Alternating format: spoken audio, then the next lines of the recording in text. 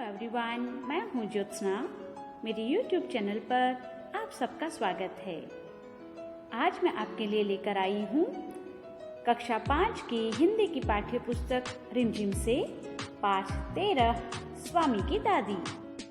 सुप्रसिद्ध लेखक R.K. नारायण द्वारा रचित स्वामी की दादी एक उपन्यास का अंश है। स्वामी और उसकी दादी दोनों एक छोटे से कमरे में रात को सोते समय अपने अपने सुख दुख बांटते हैं।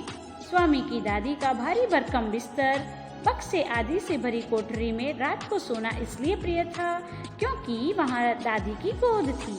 स्वामी दादी की गोद में सिर रखकर लेटता और अपने दोस्त राजम की नई नई कहानियाँ सुनाता। दादी भी पुराने दिनों के किस्से सुनाया करती थी। इसी तरह बातें करते करते वे सो जाते थे। बैठक और भोजन कक्ष के बीच कम हवादार अंधेरे गलियारे की बंद सी कोठरी में स्वामीनाथन की दादी अपने सारे सामान के साथ रहती थी। उनका सामान था 5 दरियों, 3 चादरों, 5 तकियों वाला भारी भरकम बिस्तर, पटसन के रेशे का बना एक वर्गाकार बक्सा और लकड़ी का एक छोटा बक्सा जिसमें तांबे के सिक्के, इलायची, लौंग और सुपारी पड़े रहते थे।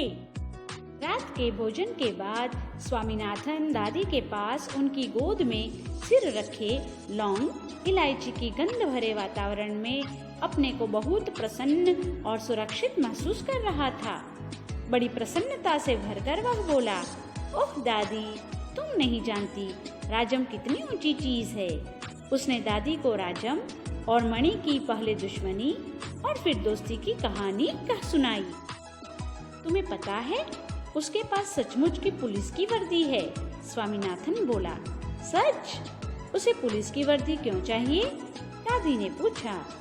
उसके पिता पुलिस अधीक्षक हैं। वह यहाँ की पुलिस के सबसे बड़े अफसर हैं। दादी काफी प्रभावित हुई। उनका सच में काफी बड़ा दफ्तर होगा, उन्होंने कहा। फिर उन्होंने उन दिनों की कहानी सुनानी शुरू की जब स्वामीनाथन के दादा रौफदार सब मजिस्ट्रेट थे, जिनके दफ्तर में पुलिस वाले कांपते हुए खड़े रहते थे। उनसे डरकर खूंखार से खूंखार डाकू तक भाग खड़े होते थे।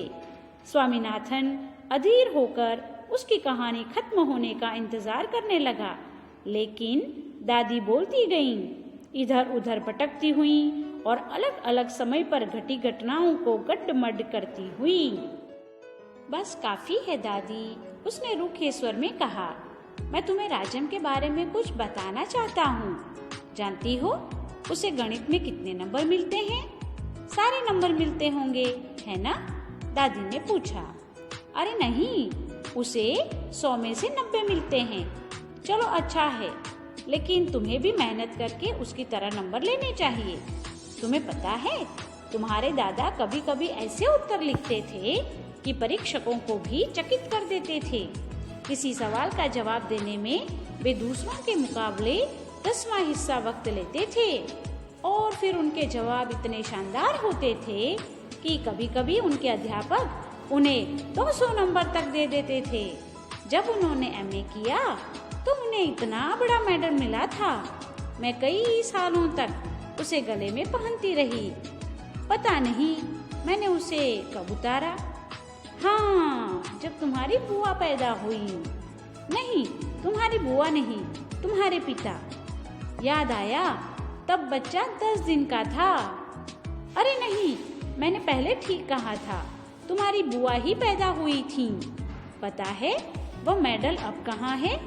मैंने वह मेडल तुम्हारी बुआ को दिया और वह उस बेवकूफ ने उसे गलवाकर 4 चूड़ियाँ बनवा ली, और वह भी इतनी मामूली सी चूड़ियाँ कि मैं हमेशा कहती हूँ कि हमारे परिवार में उस जैसा महामूर्ख कोई और नहीं।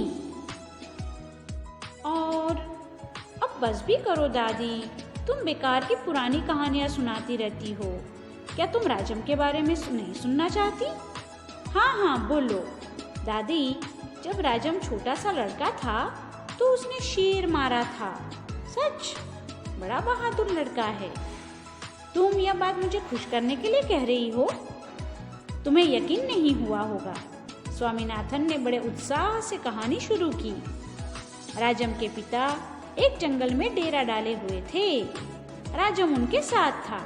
अचानक 2 शेर उन पर झपटे और एक ने पीछे से हमला करके पिता को गिरा दिया। दूसरे ने राजम का पीछा किया।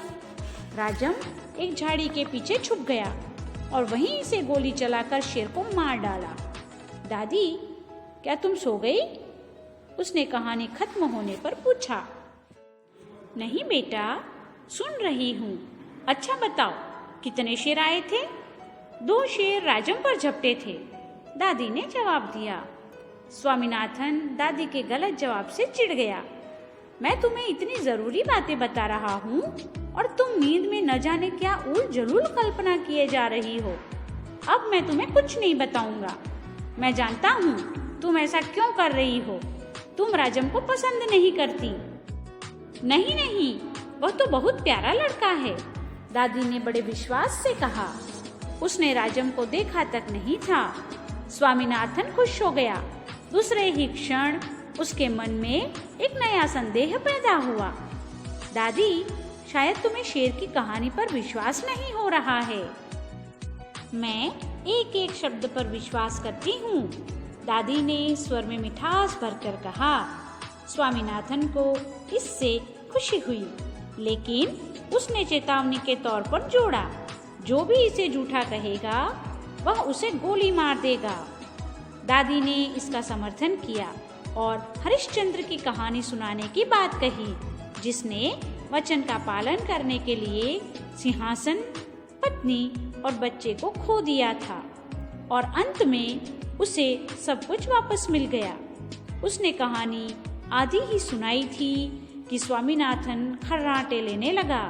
दादी भी रुक रुक कर बोलने लगी, फिर वह भी सो गईं। अब आप भी इस कहानी को पढ़िए और आपके परिवार में जो बड़े हैं, दादा दादी, नाना नानी, माता पिता आदि से हरिश्चंद्र की कहानी सुनिए। बच्चों, बड़े बूढ़ों के सानिध्य में रहने से हमारे व्यक्तित्व का चतुर्मुखी विकास होता है। हम बड़ों का सम्मान करना, उनकी बातें सुनना, अपनी संस्कृति से जुड़ाव इत्यादि अनेक बातें स्वाभाविक रूप से सीखते हैं, जो एक सफल मानव जीवन के लिए आवश्यक हैं। अब आप इस पाठ में आए शब्दों को भी जानिए। वर्गाकार का अर्थ होता है चौकोर या चौरस, रोबदार, दबदबा या धाक वाला, खूंखार यानी भयानक, अधीर यानी बेचैन, कटमट घुलमिल जाना, चकित, आश्चर्य। यकीन का अर्थ होता है विश्वास, उल झलूल यानी बेकार, संदेह, शक, समर्थन, सहमति देना। और वचन का अर्थ होता है बात, वाणी या प्रतिज्ञा। अब आप इन शब्दार्थ को अपनी कॉपी में लिखें और इसका वाक्य प्रयोग कीजिए। मैं आशा करती हूँ कि आपको यह वीडियो पसंद आया होगा। तो लाइक कीजिए, सब्सक्राइब कीजिए और शेयर कीजिए अपने दोस्तों के साथ। हम मिलेंगे अगले वीडियो में। तब तक के लिए आप सुरक्षित रहिए, खुश रहिए और जुड़े रहिए मेरी YouTube चैनल के साथ। धन्यवाद।